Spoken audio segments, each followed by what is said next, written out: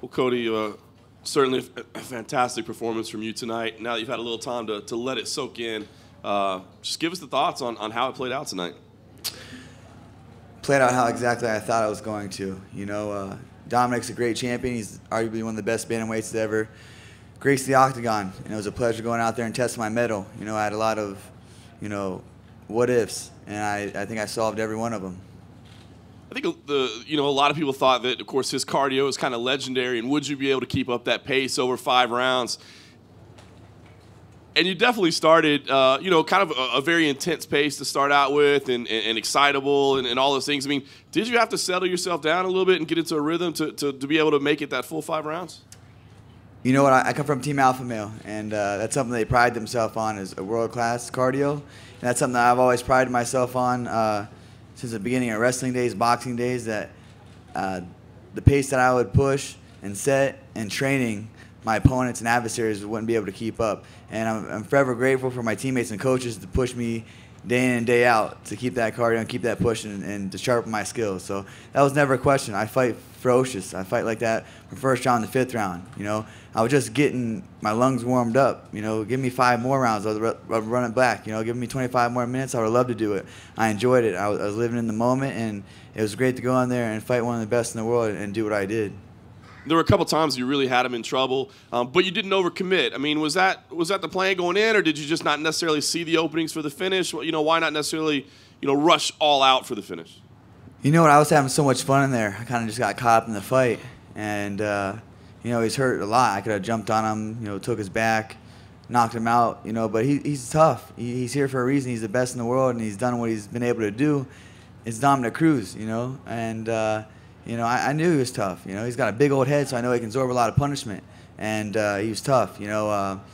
We were talking back and forth every time we'd hit one of each other, and I loved it. That was fun. I remember looking in the 3rd round when he had blood spewing down his face, and like I said, he was chattering back and forth with me the whole fight. And I said, "You having fun yet?" And he didn't answer me, and I knew right there that was my fight. And despite the trash talk in the lead up to this, and then even in the fight tonight, it seemed like you guys did have a little bit of respect for each other afterwards. Can you kind of share what that was like? Man, if he would have went out there and whooped my ass, I would have shook his hand as coaches and did the same, humble in victory and humble in defeat. But he made me a better person, a better fighter, and that's what it is. I generally don't like the guy. He said a lot of ill words, and like I said, I was going to make him eat every single thing. And it was a great fight. I think we put on a good fight, entertained the crowd, and went out there and delivered a performance, both of us. And like I said, I have a lot of respect for him, always did, but I knew my responsibilities going in there, and that was to get the win and do what I had to do. But like I said, I have respect for him. He was a great champion. He wouldn't be here this long if he wasn't. And lastly, for me, it does seem like T.J. Dillashaw feels he's the #1 contender. Of course, you mentioned his name in the cage afterwards. I mean, is that the fight that you think makes the most sense next? And certainly you deserve some time to enjoy this moment, but I mean, are you already thinking about when a fight like that could take place? You know what? I had so much fun in there. Don's been arguably the best bantamweight in the world. Let's run that shit back. I say let's give him an immediate rematch, and so he can go off in his next chapter of his career and do that. Like I say, he's been great. I would like to give Dominic Cruz a rematch, but it's ultimately up to UFC. But I'm the champion now. I'm the badass dude in my division, so I call the shots.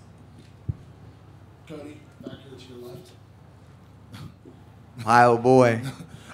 Congratulations, of course, on the win. Kind of walk me through that 3rd and 4th round, because that's really where you started to take over. The 1st and 2nd were a little closer, but then the 3rd, it seemed like you definitely won the 3rd, then you had the knockdowns the 4th. Did you just have a moment in there where you said, this is it, I'm winning this fight? Here's the thing. I always was comfortable in there. I was just really curious to see his speed, his angles, and everyone believed the hype of him being he's the Matrix, he's a ghost in there. Man, he's great. I'm not taking nothing away from him, but I was almost in shock that he was slow as he was, and his movements and angles weren't there. Like I said, I kind of was in shock, so I was kind of like, all right, I'm still in here. We're still here fighting. But my coach, Justin Buckle, said, look, the 2 kicks there, he's leading his head in there. I threw that kick and busted his scalp open with a knee, and blood was running down his face, and that's when it changed right there. He did not like that blood running down his face, and that's when I said, Dominic, are you having fun yet? And he didn't answer me. But in the 1st and 2nd round, he would answer me back each time. So that's right then I knew that he was not having fun in the fight, I had to keep the forward pressure and stick to my game plan. Don't get overjealous. Don't go for the knockout. Don't go for the kill. And like I said, I was enjoying it in there. I had so much fun. Great competitor, great champion. It was an honor to fight him. Going into it, everyone made so much of his trash talk, the things he was saying, kind of getting you heated. And I know you had told me beforehand that that's just normal for you. You don't mind that. You like the emotion of that. But then inside the cage, you were the one kind of taunting him and pointing at the cage and things like that. I mean, did you kind of feel that in that moment where all that kind of trash talk came back around, where you were kind of having it inside the octagon? You know what? Like I said, I was just living in the moment. I was having fun out there and enjoying it. And, it was a great fight. I had so much fun in there. But he's a great shit talker. He knows he knows a lot of good words. He speaks well. Shit, I couldn't reach. I was in the 3rd grade. I barely graduated high school, so I knew what I was getting into with him. I just knew I didn't get emotional and let his words and his trash talk, get me emotional in there. I know I had to stick to my game plan and my strategy, and I knew I would take over. I'm the more dominant, faster. I'm the better fighter in there, and that proved from 1 round to the 5th round. Obviously, after the fight, you handed the belt to Maddox. I know that was a really special moment for you. We've talked about it numerous times. I mean, what was that like for you? Because, he walked you out for the fight with Henry Briones. Now, you said the next time he would walk you out would be for the title and you would hand him the championship. What was that moment like for you after all the years you spent with him?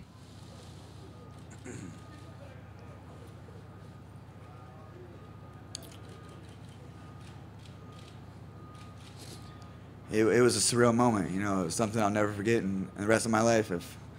No matter what happens in my life, I'm very thankful for this kid.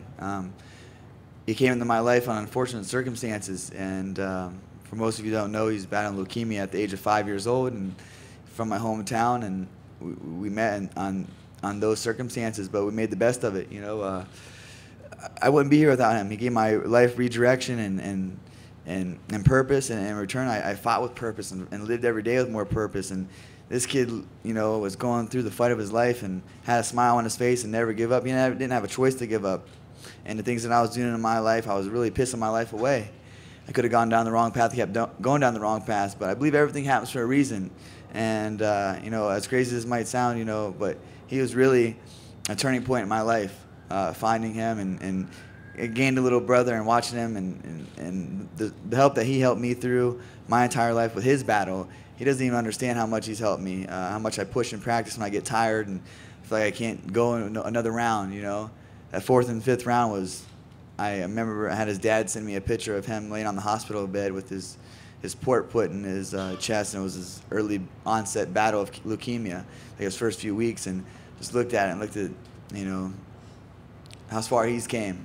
And what's 10 more minutes, what's 10 more minutes for, to go out there and capture this for him. It wasn't just about me, it was my dream at a young age, but I met him and it became our dream.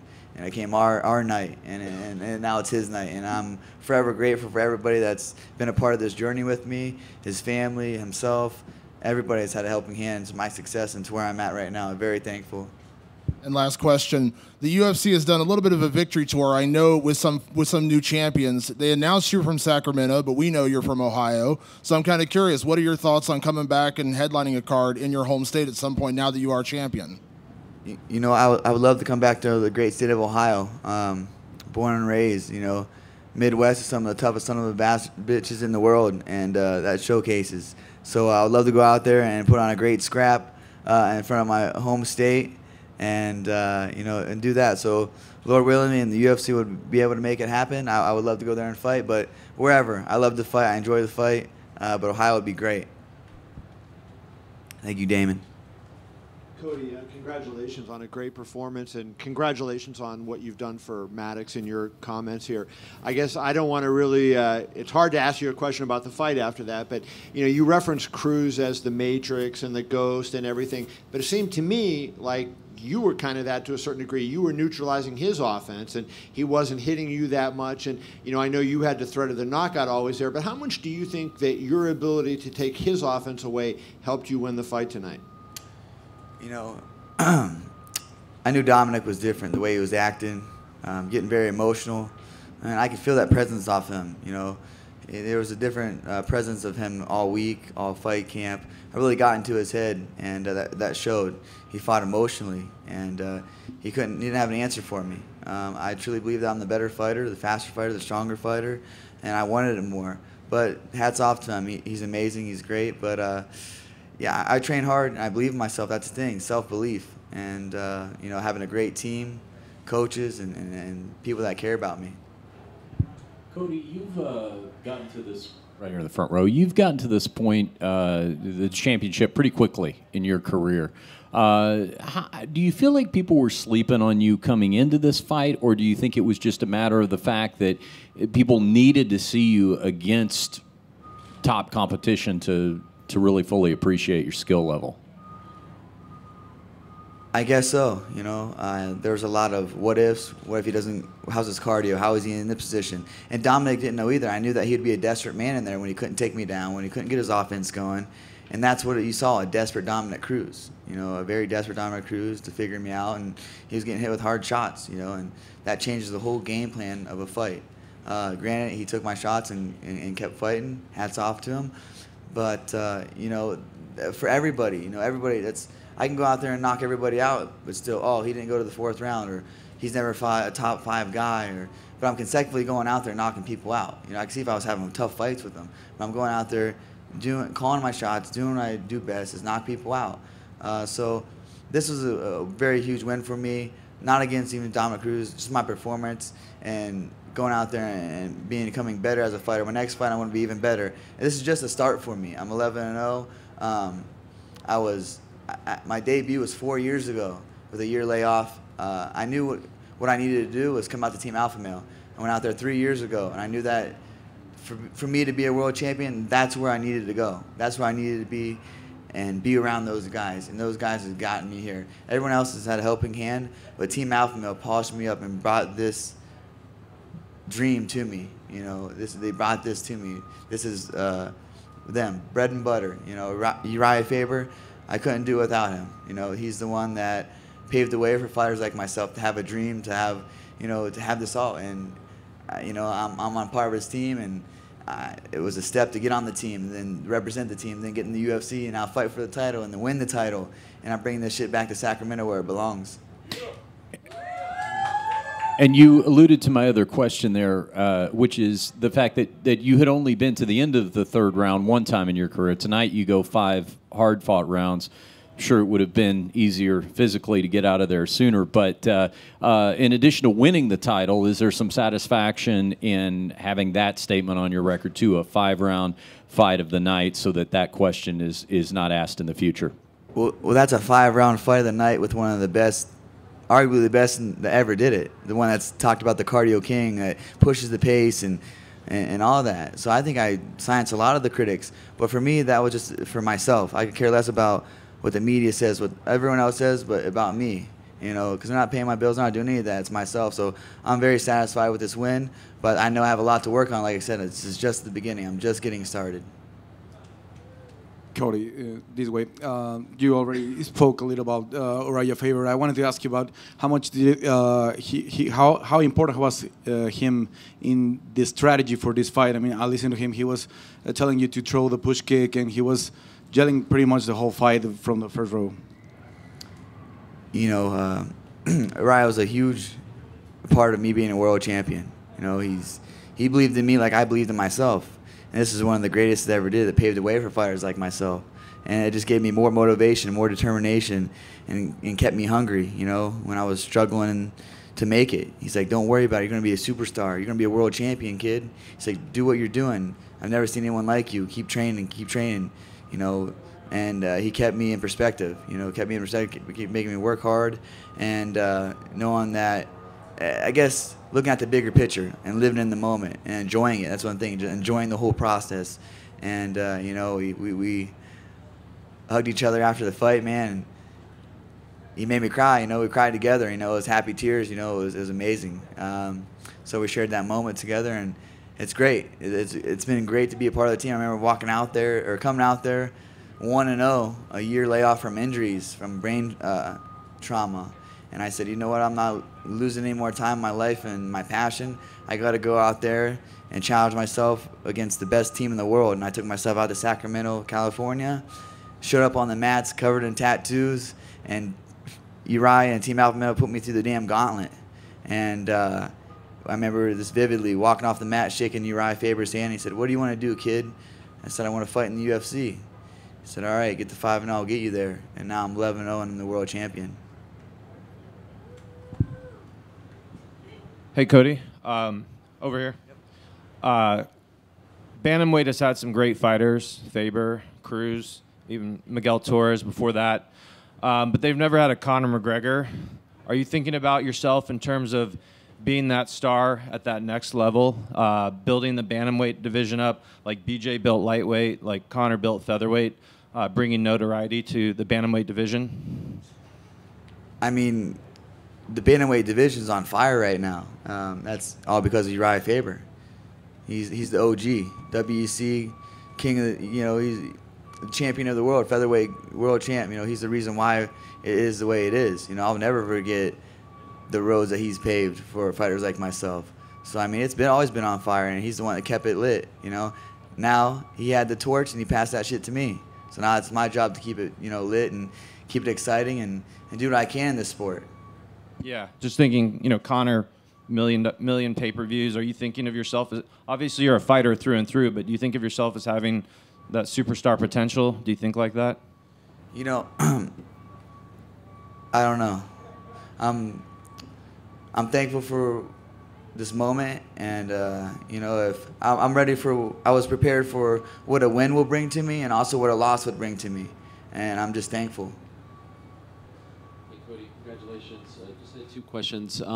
I recall when everything happened with Dwayne Ludwig and Dillashaw leaving the team, you were probably the most vocal one who said, everything's fine here. We don't need those guys. We have a great team. We've got everything going very well. And you made a point to kind of give props to the young coaches who were former fighters like Justin and Chris and Danny. And I'm wondering if you felt a responsibility not only for yourself and for Uriah and for Maddox, but this kind of validates them as a coaching staff as well, as great as you fought, if you feel like you did something big for them as well. It wasn't me that did something big for them. It's what they did for me, every day. Keeping on me, keeping me motivated, keeping me getting better each day. And I've stayed busy. So I had 4 fight camps, so I'm getting better each fight camp. And I'm a direct product of them. This year has been an amazing year. We set out to be a world champion. I said in 2000s, I wrote a piece of paper that I'd make it to the UFC before 2015, and the next line I wrote that I'd be a world champion by 2017. I'm one day early of my prediction, and I'm so thankful for Justin Buckles, Danny Castillo, Chris Holdsworth, Uriah Faber, my uncle Robert Meese, who's been holding flip-flops as pads since I was a kid. And, it's amazing. We all came together and have a strong team. I wouldn't be here without them. And Dominic said that he's totally fine if Dillashaw fights you next. He would not stand in the way. And I think a lot of people would agree that Dillashaw would be next after Dominic. Do you have an issue with fighting Dillashaw? I'm the baddest dude in the world, so bring them all. Bring them all. I just beat the best in the world, so I already knew what I did to Dillashaw. And I was 1-0. I was green. I was getting my ears wet. I was just a fighter at heart. Now I've compiled my skills with my coaches. I've been the uncrowned champion, even when Dillashaw was on the team, and now I got this. So anybody in my division can try to take it from me. And one last quick one. I know this pales in comparison to being a champion, but, I mean, you can very much make the case that you're the fighter of the year. 4-0, you beat the greatest of all time at bantamweight. A, does that mean anything to you? And B, do you think that you were the best fighter in 2016? I mean, I went from unranked to world champion, and the same calendar year. I think that has to do something. I beat one of the best guys that's been the pound for pound for so many years. So I think I should deserve Fighter of the Year. But like I said, when I set out to be a fighter, I just didn't want to be a UFC fighter or just an average fighter. I want to be the best, the greatest at my abilities I could be. And that's what I set out to do. And fight after fight, I want to build my legacy, and here it is. Now I got to protect it. This is a chapter of my life that's closed. I got the fight. Now we're on to the next chapter. It's defending the title until the wheels fall off, or until I get too old and can retire. Thanks. Congrats. That wasn't a low blow favor, no.